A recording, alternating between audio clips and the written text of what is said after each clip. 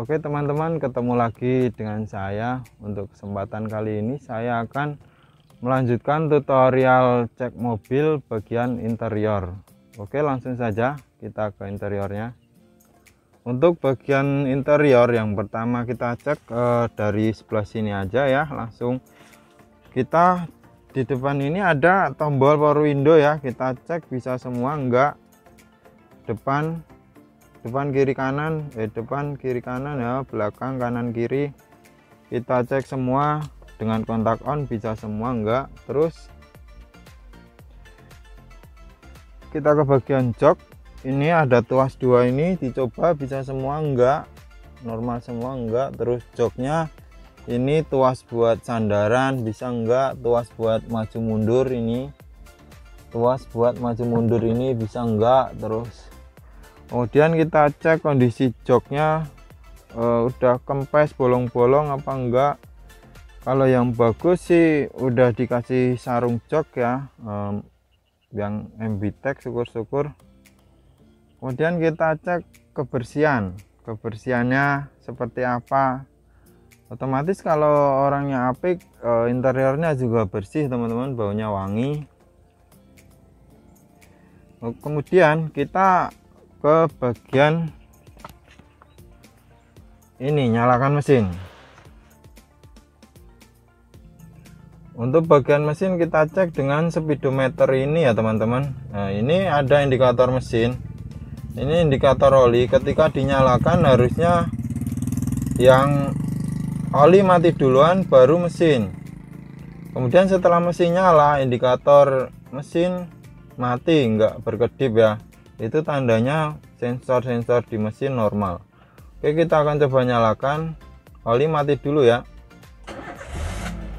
Oke, seperti itu. Karena kalau indikator oli dan engine matinya berbarengan, berarti dipastikan ini di jumper, ini disatuin, jadinya engine ada masalah nggak kelihatan karena ini udah di jumper sama ini. Begitu teman-teman. Kemudian setelah mesin nyala, ini nggak ada indikator engine, berarti nggak ada kerusakan ya. Untuk lebih yakinnya teman-teman bisa bawa scanner, tapi kalau saya nggak punya, jadi seperti ini saja. Kalau toh misalnya ada masalah di mesin, saya pilih tidak ambil ya, karena resiko. Kemudian setelah mesin nyala, kita akan coba nyalakan AC. Nanti di RPM sini akan naik terus turun, itu yang normal ya. Kita akan coba nyalakan. Tek. Oh, udah nyala dari tadi. Kita matikan, kita ulangi. Nyalakan. Nah, naik terus turun. Oke, itu yang normal. Kemudian setelah nyala kita cek di sini dingin apa enggak. Kalau dingin berarti oke. Oke, AC sudah. Kemudian kita ke audio, kita coba nyalakan Bluetooth. Speakernya, suaranya teman-teman cobain sendirilah, pasti bisa.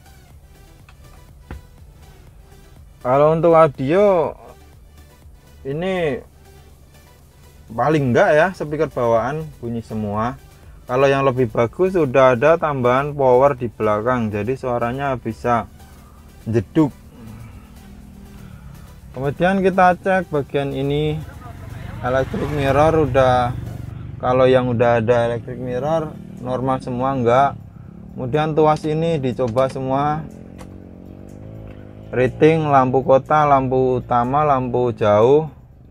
Kemudian ini wiper coba semua, hajar cobain. Setir coba enteng enggak pas muter. Ini nyoba power steeringnya ya, normal enggak begitu. Klakson nyala semua enggak, nyala semua, cuma satu ya, nyala enggak. Kemudian setelah bagian atas selesai, kita coba ini persneleng, kita kopling, kita coba masukkan ada masalah enggak. Terus dibuat jalan juga ya, dibuat jalan gigi 1 sampai 5 ada masalah enggak. Ini penting teman-teman, jangan-jangan nanti gigi 1 2 normal, gigi 4 sinkromesnya rusak, balik netral sendiri. Bisa, itu kejadian pernah ada teman-teman. tapi di mobil sedan ya kemungkinan bisa juga untuk mobil ini. Kemudian kita ke koplingnya.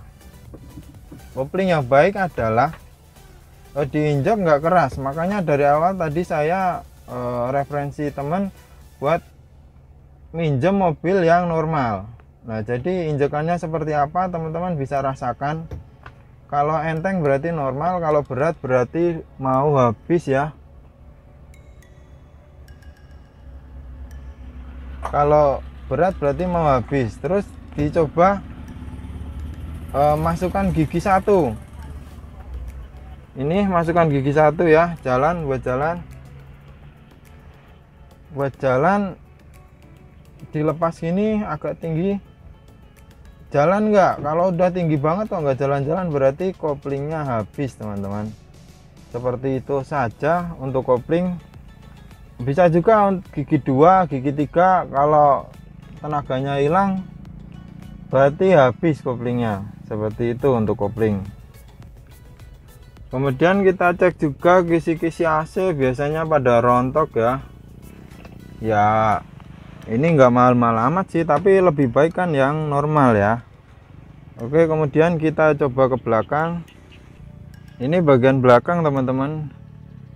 Kita cek karpet ada lengkap enggak, terus apa ya, karpet tengah ada enggak, yang bagus sudah dibeliin karpet tambahan ya, seperti itu.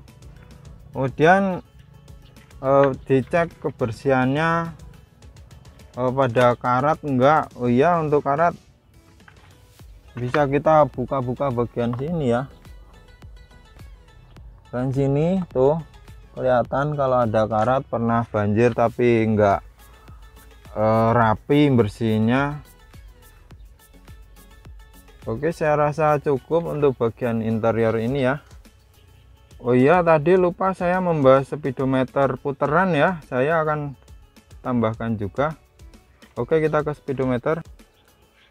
Iya, untuk speedometer teman-teman yang baik adalah yang kilometer rendah. Untuk saya sarankan sih 100 lah, 100 km. Syukur-syukur di bawah, tapi biasanya mahal kalau beneran ya. Kalau untuk 200 ya ini hampir 200 harga standar lah, nggak baik kondisinya, pasti nggak mulus-mulus banget. Kemudian kalau ada argumen seperti ini teman-teman, oh speedometer kan diputar bisa, ininya diakalin bisa biar angkanya kecil. Oh tentunya saya juga ada jurus jitunya teman-teman.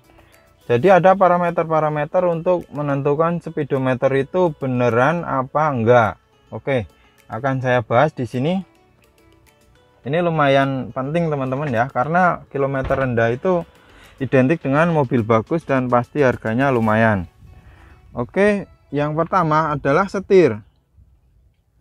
Setir ini kalau kilometer masih 100 untuk mobil ini ya, ini pasti ada kulit jeruk. Kulit jeruknya masih kelihatan di sini juga, belum lintis ya, belum gundul banget. Ininya masih keset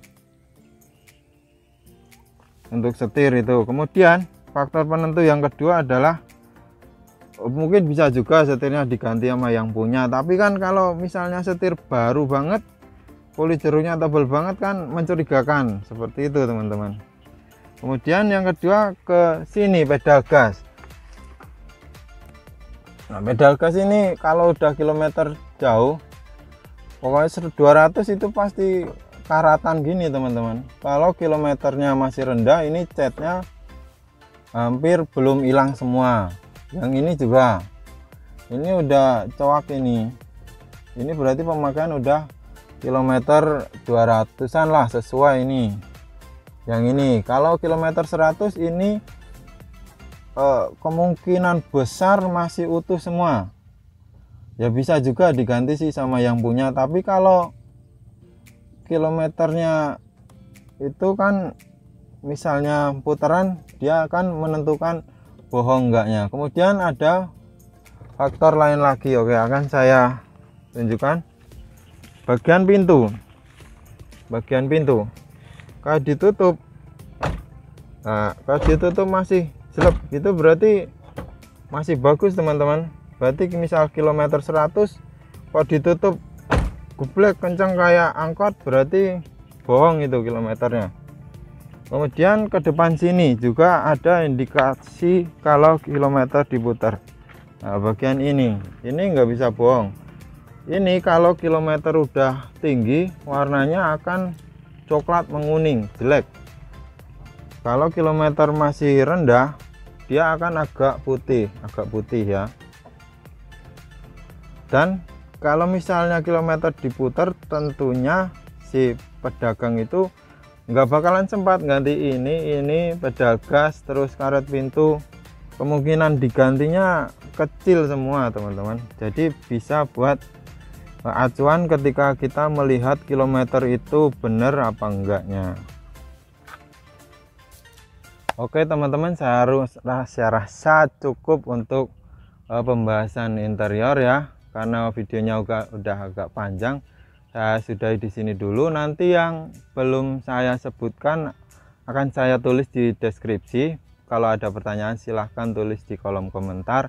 Jangan lupa ikuti terus video saya yang barangkali bermanfaat bagi teman-teman semua dengan cara like, subscribe, dan komen. Sampai jumpa di video saya yang lain. Terima kasih.